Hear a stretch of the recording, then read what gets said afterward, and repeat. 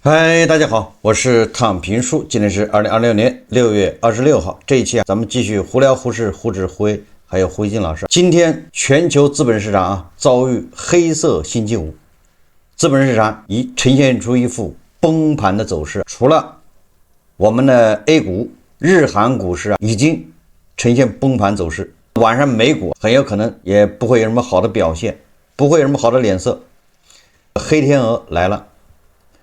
但是我們的胡適那還是走出了獨立的行情，可以說將全球資本市場壓艙石、指南針的作用發揮得淋漓盡致。今天我們的胡適三大指數主動的回撤，低開低走，含蓄內斂，不鋒芒畢露。經過這個震盪主動的回撤，截至收盤滬指微調 2.26%， 而深成指也是微跌 3.44%， 創業板指數僅跌了 4.07%。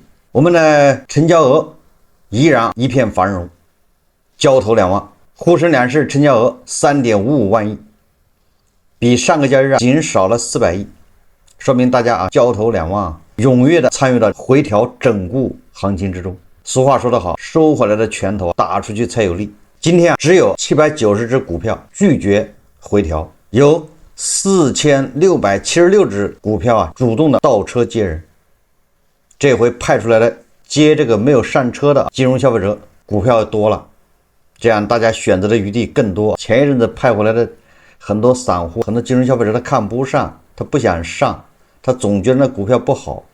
現在出來790只，把所有的股票都派回來接，讓你們再選一回，給你們一次機會。可見主力這個良苦用心，所以作為金融消費者應該能活在這個年代，應該感恩感激。主力這一回把所有的股票差不多都給你派回來了。以前漲得太高的那些什麼易中天不敢上，是吧？今天主動的人回調 20% 來接你，如果你再不上，你就不能怪人家了。一而再再而三，人家真是三顧茅廬你比諸葛亮還难請。所以主力一直鍥而不捨，誠意滿滿。这一次是基本上把所有的都派回來，就那些硅基的，什麼站在光裡的光着的來接你，也是光着的。什麼前期非常強悍的什麼 CPU 光纖這些板塊都回來主動接人，一個都不能少，一個都不能落下。我們要共同致富這就是我們胡適，它是非常穩如泰山，這就是全球資本市場的壓艙石。但是你反觀這個日韓股市，那簡直是一塌糊塗。這個日本股市暴跌 4%， 一下就跌沒了2000多點，終於呈現出一種崩盤的走勢。大家也知道，前幾天日本股市又是創了新高，你看看，創了新高，那必有禍事。所以今天就這麼崩盤走勢，一下就跌了3000點，暴跌 4%。相比起韓國股市，那日本股市就是小兒科。根據這個澎湃新聞報道，還有新華社報道，6月26日盤中，韓國股市再度急挫，韓國綜合股價指數暴跌 9%， 這是什麼概念？觸發今年第5次熔斷，全場停盤20分鐘，默哀起立。20分鐘也夠這個韓國的散戶清醒了，暈過去20分鐘，差不多應該能醒了，接着交易。就在3天前，韓國的這個綜合股價指數已經暴跌 9.9%， 今天再來個 8%。又是熔斷，大家想象一下，如果亞洲股市不是咱們胡適壓艙石穩住了，你說就這麼 9%、8% 的跌，誰受得了，對吧？一漲也漲個 9%， 一跌也跌個 9%， 大幅波動。所以說這個也凸顯了咱們胡適壓艙石的這種底色，以及全球資本市場的擔當。過去5個月，韓國股市總市值幾乎翻倍，但同一時間，這個市場也被緊急按下33次暫停鍵，也就是它向上漲也熔斷，向下漲也熔斷，上下熔斷了33次，平均每周1次。這個不要說韓國老百姓瘋狂了，人均2個賬戶，就連韓國總統李在明甚至曾在競選直播中買入韓國股市 ETF， 給市場注入了更強的象徵意味。這個周五顯然亞太股市，我們 A 股是獨立走勢，是定海神針。那麼日韓股市還有其他的股市都是暴跌，是黑色星期五，是崩盤走勢。今天美股也會一泻千里。大家先坐穩了。那全球股市为什麼會暴跌呢？那成也是 AI， 敗也是 AI， 漲也是因為 AI， 跌它也是因為 AI。因為人人都知道 AI 有巨大的泡沫，但是這個泡沫什麼時候破裂不知道，唯一的不知道的答案就是什麼時候破裂。每次說它破了，但是它事後也能漲得更高，所以狼來了喊了3次，喊多了大家已經麻木了。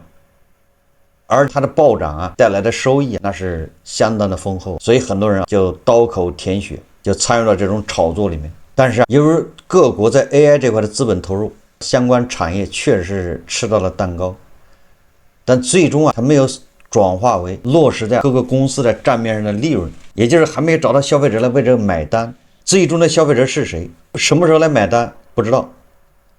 所以說，所有的參與的人，資本它就是一驚一乍的。稍微哪個公司的業績不好了，或者是增長幅度沒達到預期，就會引起一場災難。等到災難一過去，大家也認為好像未來還是硅基這個世界還是人工智能，所以它又來一波暴漲，就這麼循環往復，直到最後實在是不行了。那麼這個道理大家都懂，只不過是由於這個甜頭太大呀，一旦沾上了這個癮，所以很多人他戒不掉。他一旦在光模塊、什麼 PCB 這個半導體、算力這裡面占到便宜了，或者占到甜頭了，那他很難戒掉，比他上班賺錢快多了。你說韓國很多人當營業員，一天才賺多少錢呢？但是他買了 SK 海力士之後，都已經漲了3倍、5倍了，8倍、10倍的。很多人還加了槓桿，他上班一輩子賺的錢都沒有他在股市裡面賺的多。還有很多 SK 海力士的員工，這一分紅，這分紅就頂得上他幹好幾年的工資。泡沫當然存在，但是什麼時候破滅沒人知道。這個經濟學家李迅雷他給出了 AI 泡沫破滅的3大指標。他說，當前市場高度關注的 AI 泡沫化程度，李迅雷認為可以從3個指標來判斷 AI 泡沫的破滅。首先，總市值比上自由現金流可能是一個重要指標。2026年，美國 AI 企業的資本開支大幅增加，如7巨頭資本開支比2025年增長的70%到80%。現在 AI 企業投入巨大，但是收入如果跟不上的話，這裡面就會有現金流斷鏈的風險。他說，也就是說白了，我給翻譯講，巨大的資本投入之後，要能正向的回來現金流，就是需要有人去買單，而这個買單不是企業，而是要有出現那種現象級的應用，消費者為這個買單。第2個指標就是失業率。當前 AI 企業通過裁員來節省薪酬支出，同時又擴大資本開支。如果資本開支最終難以增加自由資金流，而失業率上升又會減少消費，則經濟循環難以持續。那第3個指標就是通脹率。在他看來，通脹率過高意味着加息必要性增加，可能對股市帶來衝擊。他說，這3個指標就能判斷 AI 泡沫會不會破滅，什麼時候破滅。但是我在想，我們有很多人都經歷過互聯網泡沫，都知道互聯網泡沫之後，實際上真正的迎來了互聯網的社會和互聯網科技，以致後面的移動互聯網。也就是說，資本市场的泡沫破裂不等於說未來硅基人工智能就沒有前途，不是這意思。大家一定不要搞混淆，這個未來是人工智能，這個你也不用懷疑。但是當前的資本市场的泡沫，它必然是要破的。偉大的泡沫一定是史詩級的這種瀑布式的爆破，一片废墟之後才會獲得新生，就像互聯網泡沫破滅是一樣的。互聯網泡沫一破滅之後，前面的企業資本全部遭到了清洗，遭到了這個拋棄，但是後面誕生了很多偉大的公司，就是這個道理。所以說 AI 什麼時候破這個資本市場的 AI 什麼時候破滅不知道，我們一起等待那個時刻，那個是非常壯觀的，很多企業市盈率幾萬倍的，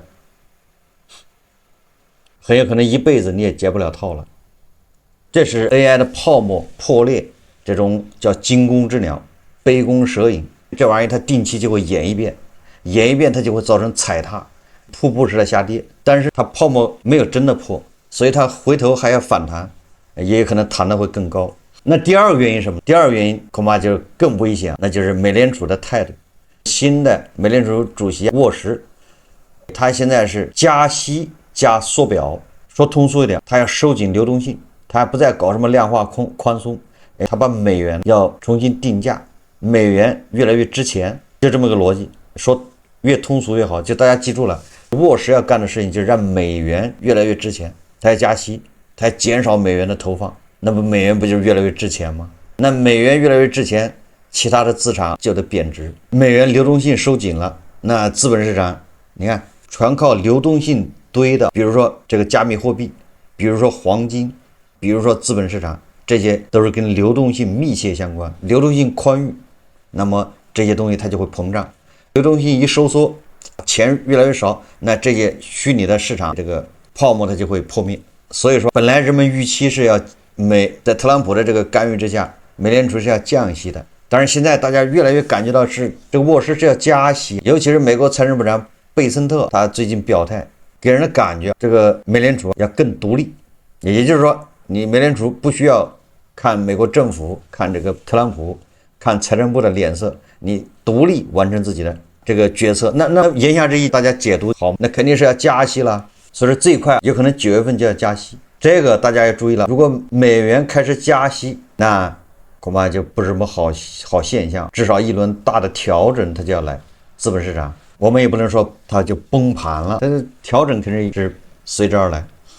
如果調整再加上 AI 泡沫破裂，那就是股災。當然了，我們的胡適那必然要發揮好压舱石、定盘星的作用，不會隨着美國還有日韓股市崩潰而崩潰，我們一定會走出一個特立獨行的行情，到時候會有更多的車回來接人。不光是資本市場，那最近黄金、白銀、比特幣都是一頓暴跌，比特幣已經跌破6萬美元吧，那這個是遲早的事，還要下跌的底沒看見。黃金已經跌破了4000美元每盎司，白银好像是50多美元了，底在哪裡不知道。不要說今年炒黄金的，就連去年炒黄金的恐怕都现在開始算上手續費都在賠錢。黃金最高從5600美元每盎司跌到現在4000，這個關鍵它沒見底，底在哪兒不知道，這個恐怕很多被套住的也要花一輩子時間去解套。還有白銀也是，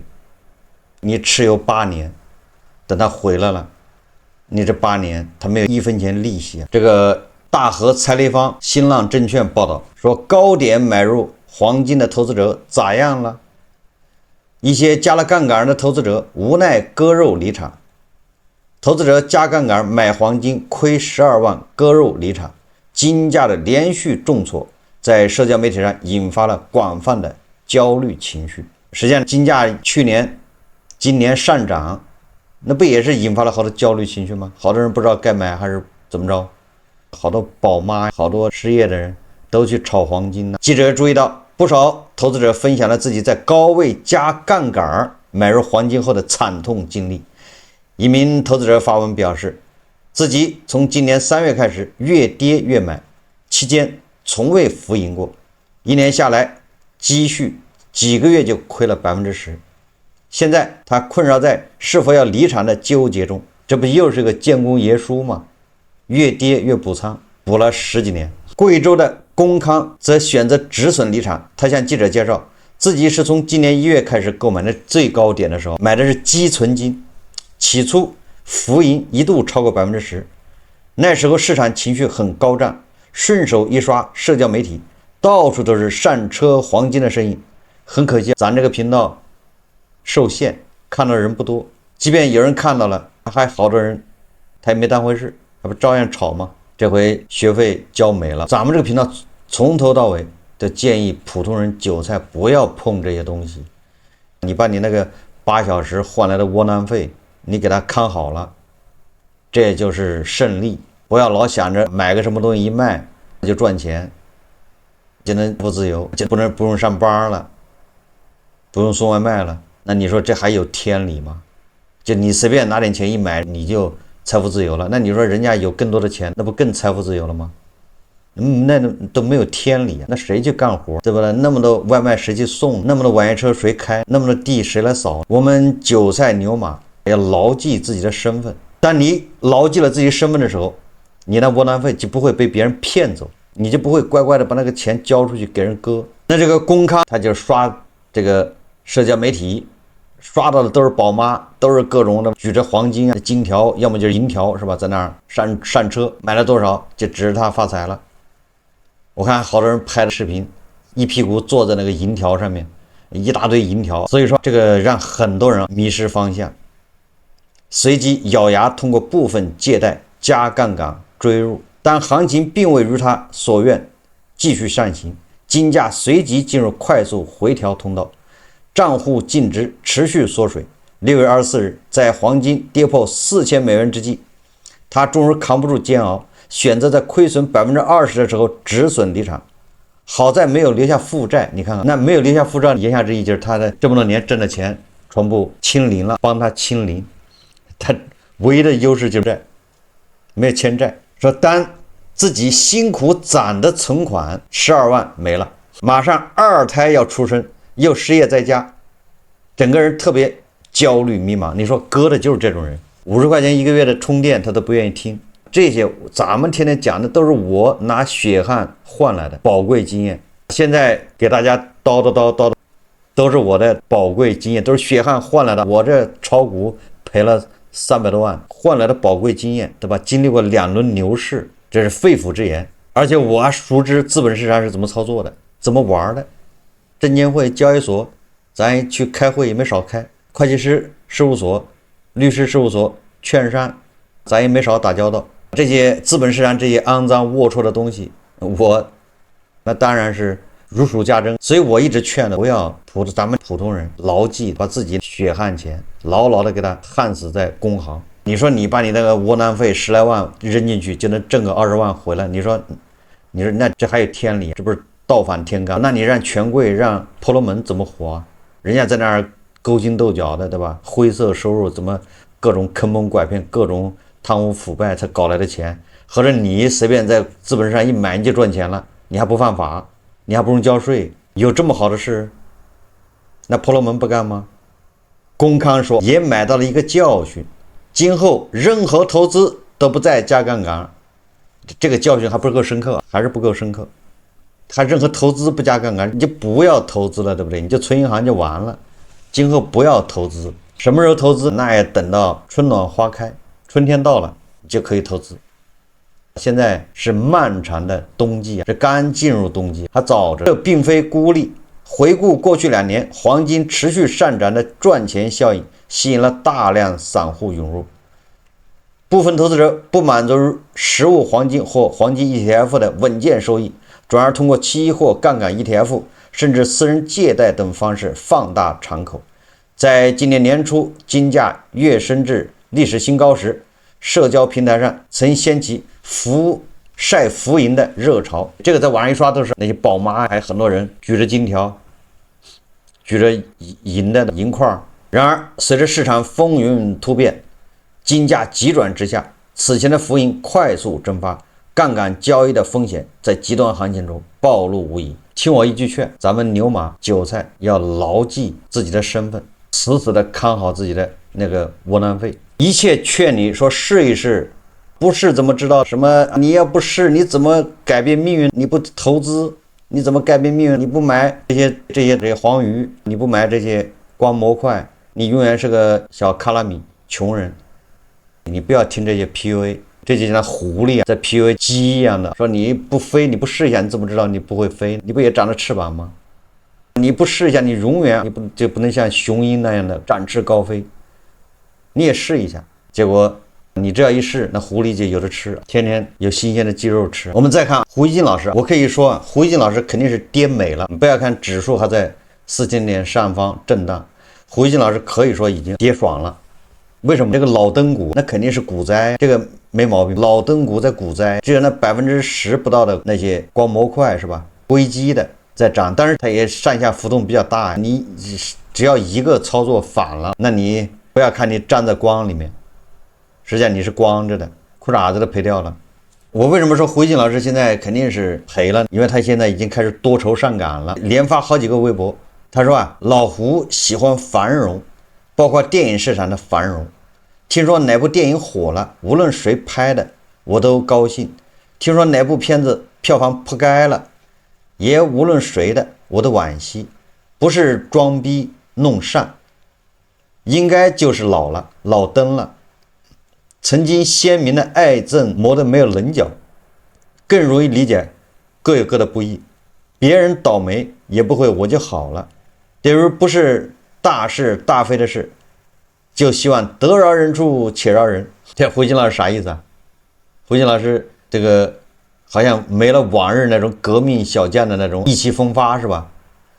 說他就是老登了，看到別人不好他就心裡不舒服，就充滿了悲憫之心。這意思，電影不好，不管是哪個導演拍的，跟我有沒有過節，所以我們倆有沒有，都是我的，反正他電影不好我就難過。看到電影好的，不管他以前是不是調侃過我、罵過我的，他電影好我也為他高興。這不就是就有了悲憫之心。這個人有悲憫之心，那就是人和動物之間的區別呗。這就是胡金老師他已經開始跟動物能分開了。跟動物能分開的為什麼？那不就是因為資本市場教育了他嗎？当他賬戶縮水越厲害的時候，他跟動物的區別就越來越大。當他的賬戶膨脹的時候，他就跟動物越來越像，就沒法區分。這意思啊，他有了悲憫之心。他說理解各有各的不易。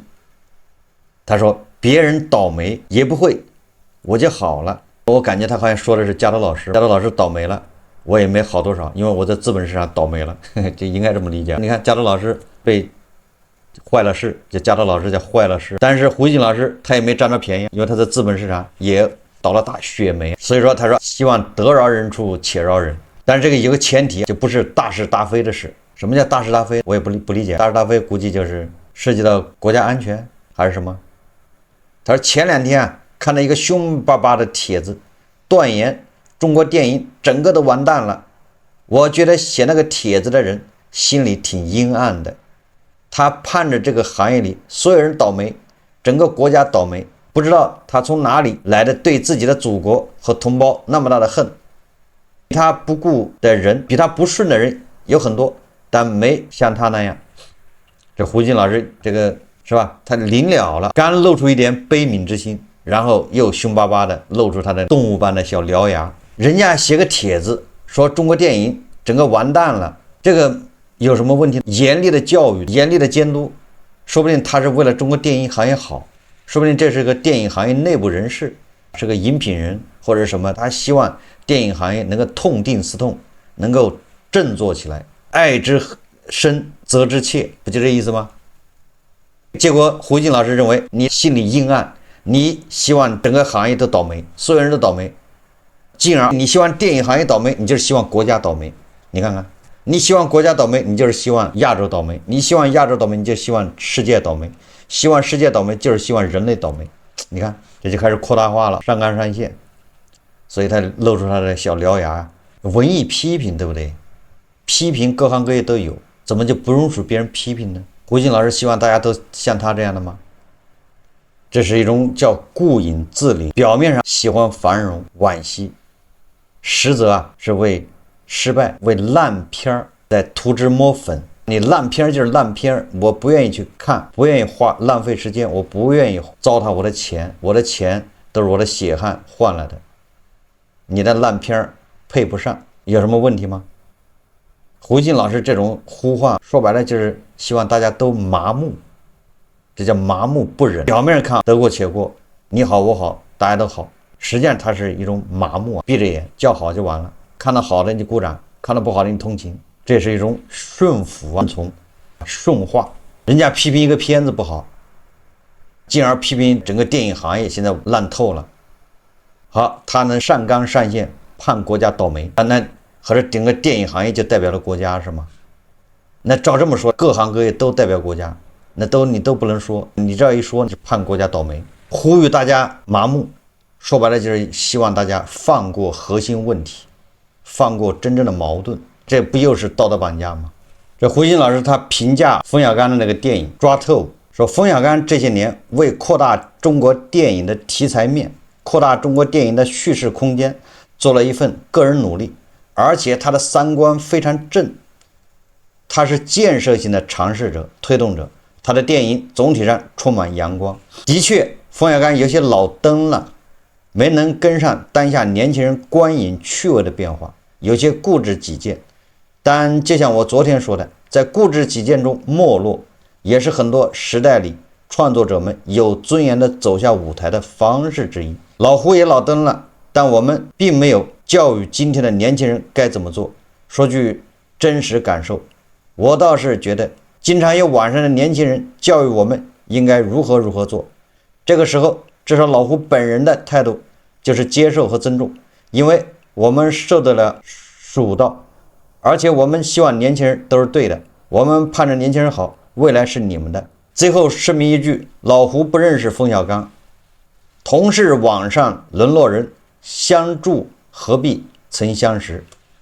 實際上這個胡鑫老師又是自作多情，他認為他是在幫馮小剛，實際上韓紅就是幫馮小剛，因为韓紅幫馮小剛，所以才火。到現在老登不知道自己錯在哪兒，這是最大的悲哀。老登還以為他的片子拍的這樣，他還是從技術角度，從片子內容和電影本身去談。實際上這次抓特務風波不是你電影本身有什麼問題，整個電影行業跟以前比在走下坡路，這個是不爭的事實。這個也不是哪一個導演導致的，也不是哪一個制片人，是吧？哪一個電影公司導致的，是大家一起努力的結果。但是為什麼大家討厭，還不是因為功勞都說你們的，片子拍得好，票房高，那是導演厲害，賺得盆滿缽滿，割韭菜割得自己多少億，各種花天酒地，各種功勞都是你的，成績都是你的，各種炫耀，各種嗨，各種板起面孔，挺直腰杆教訓別人。現在不行了，也低頭求人家走個面兒，為啥成功不能接受失敗？用人的時候超前，不用人的時候就超後，需要观众的時候就開始都是要走個面兒，不需要觀眾的時候就開始這些人都沒素質，這人看不懂。群眾討厭的是這種，跟電影本身其實關係都不大，甚至跟導演本身關係也不大，只是對這種行為接受不了。你一部電影需要大家伸出援手走個面兒，那你說賣冰箱的也需要大家走個面兒，賣空調的再走個面兒，賣洗衣機的再走個面兒，賣新能源汽車的再走個面兒。那你說誰給韭菜走個面兒，給韭菜一份工作？你胡一金老師，你馮導，你給韭菜走個面兒，給大家安排10000個工作，行不行？所以說總結一句話，吃相難看，年輕人不上這個當了，不想再圍着你轉了的，不想再聽你那一套，就這麼簡單，對吧？不想再被忽悠。如果還沒看明白這一點，還在那扯電影本身，那你還有一段路要走。好，這期節目我們就聊到這裡，感謝大家收看。如果喜歡我的節目，歡迎訂閱轉發，也可以在下方留言評論，謝謝大家。